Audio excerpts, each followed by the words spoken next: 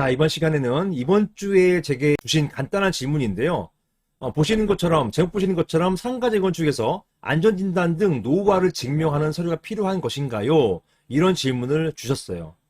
사실은 제 유튜브 영상을 계속 보아오신 분들께서는 이런 질문에 대해서 답을 미리 알고 계시겠죠. 제가 관련해가지고 이런 상가 재건축 같은 집합건물 재건축에서 노후화 요건이 반드시 필수적인 것인지 여기에 대해서 제가 여러 차례 설명을 드린 바가 있습니다.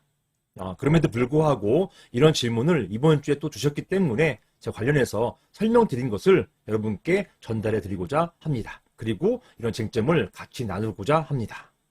먼저 제가 제목부터 읽어보겠습니다.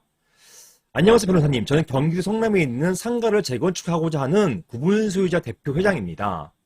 다름이 아니고 저희 건물이 준공된 지 20여 년이 되었는데 이게 상가로서는 얼마 안 된 거예요. 오래된 건 아닙니다. 경기가 너무 좋지 않고 공실이 많이 늘어나서 차라리 이 건물을 헐고 재건축해서 주상복합으로 올려서 수익성을 높여보려고 하는데요. 그렇죠. 이 주상복합으로 올려가지고 수익성을 높이는 경우 많습니다. 즉 재건축하면은 내가 이걸 분양받아서 분양대금을 내가 받을 수 있기 때문에 훨씬 더 노후화된 상가에서 월세 조금 받느니 이렇게 내가 새 건물 지어서 다른 사람들에게 팔므로써 수익률을 더 높일 수 있다. 이렇게 보시는 것입니다. 자, 그런데요. 아직 저희 건물이 멀쩡하고 이게 20년밖에 안 됐으니까 아직은 멀쩡한 거예요. 이 멀쩡하고 구조적으로 노후화된 것 같지는 않아서요. 이런 경우 저희 건물도 재건축이 가능할까요? 그리고 재건축을 위해서 노후화를 증명하는 서류가 필요한가요? 여기에 대해서 질문을 주셨습니다. 여기에 대한 답을 드리기 위해서는 결국 법으로 갈 수밖에 없어요. 법에 나와 있습니다. 보시겠습니다. 이 건물은 집합건물이죠. 주상복합, 한 동짜리 집합건물이기 때문에 이런 건물 재건축은 집합건물법에 따라가지고 재건축을 할 수가 있어요. 그리고 이런 재건축을 하기 위해서 기본법이 집합건물법 47조입니다. 재건축 결의예요. 이런 재건축을 위해서는 그 요건이 무엇이냐? 제1항에 있는데요. 자, 1항에 이 사안의 답이 있습니다. 자, 보실게요. 재건축을 위해서는요, 이런 요건이 필요해요. 첫 번째, 건물 건축 후 상당한 기간이 지나서 건물이 훼손되거나 일부 멸실되거나 급액가 사정으로 건물 가격에 비해서 지나치게 많은 수리비, 복구비, 관리 비용이 드는 경우, 이건 굉장히 오래된 건물을 말하는 것이죠. 그런 경우, 이런 경우 재건축할 수 있다는 것이에요.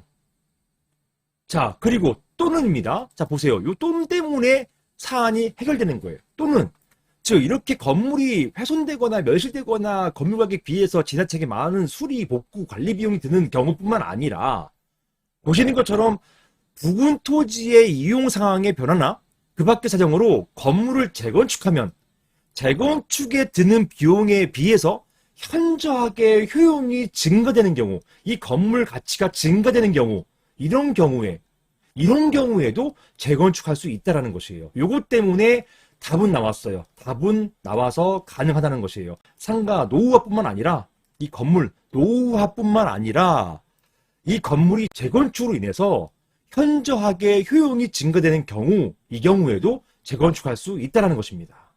이게 답이에요. 따라서 노후화만이 재건축 요건이 아니란 얘기예요. 효용성 증가도 재건축의 요건이란 말입니다. 효용성 증가만으로도 재건축할 수 있다는 것이에요. 왜냐? 또는이기 때문에. 여기에 and였으면 노후화도 필요하고 효용성 증가도 필요할 것인데 또는이기 때문에 노후화 없어도 돼요. 오로지 건물의 효용성을 위해서, 효용성 증대를 위해서 재건축할 수 있다는 것입니다. 실제로 작년에 저한테 부산 지역에 있는 그 상가인데요. 제가 봤어요. 문의 주신 곳을 네이버 지도로 보니까 지어진 상가가 5년 된 상가인데 잘 지었어요. 멋지게 지어진 상가인데 문제는 뭐냐면 당시 코로나 때문에 대부분 공실이었습니다.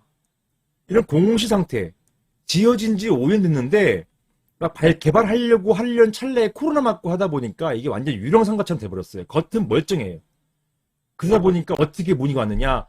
이거 그냥 헐고 다시 재건축할래요. 이거 반대하는 사람이 있긴 하지만 그 사람 매도 청구해가지고 나 이거 다시 헐고 재건축할래요. 이렇게 문의를 주셨던 사안이 있어요. 이거 가능합니다. 심지어 이것도 가능해요. 결론적으로 이런 노후화만이 재건축의 필수 요건은 아니라는 것입니다. 이 건물 가치가 등대하는 것, 이런 경우에도 재건축을 할 수 있다는 것이에요.